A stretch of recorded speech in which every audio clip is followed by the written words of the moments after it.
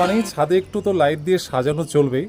তো সেজন্য প্রত্যেক বাড়িতে যেমন সাজানো হয় আমাদের বাড়িতেও ছাদে লাইট দিয়ে সাজানোর এবার একটা চেষ্টা করা হচ্ছে। আর আমাদের আন্দে কাকা, আমাদের বাড়ির যে ইলেকট্রিশিয়ান, তো সেই আন্দে কাকা খুব সুন্দর করে বিভিন্ন লাইট দিয়ে সাজাচ্ছে খুব সুন্দর করে ছাদটাকে। তো ছাদ দিয়ে চেনের মালা, এসএমডি লাইট এগুলো বললো, তো এসএমডি লাইট দিয়ে আন্দে কাকা এগুলো সব চেন করে লম্বা লম্বা করে ঝুলিয়ে দিচ্ছে। এগুলো সব ইয়েলোইশ, তাই তো? ওই off white colour, off white. তো ওয়ার্ম কালারটাই ভালো লাগে, বেটার। তো যাই হোক, ছাদ দিয়ে একদম নিচ পর্যন্ত ঝুলে তার সৌন্দর্যটাই বেড়ে যায়।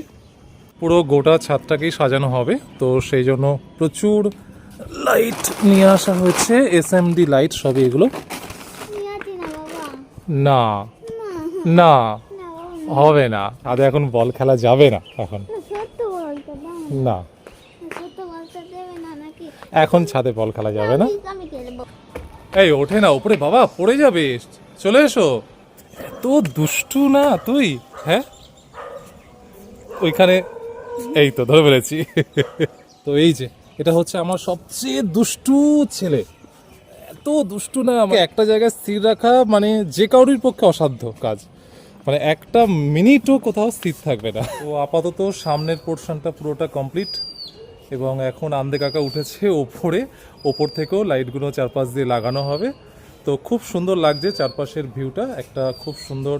আরও অন্ধকার যখন হবে তখন আরও দেখতে সুন্দর লাগবে এটাকে।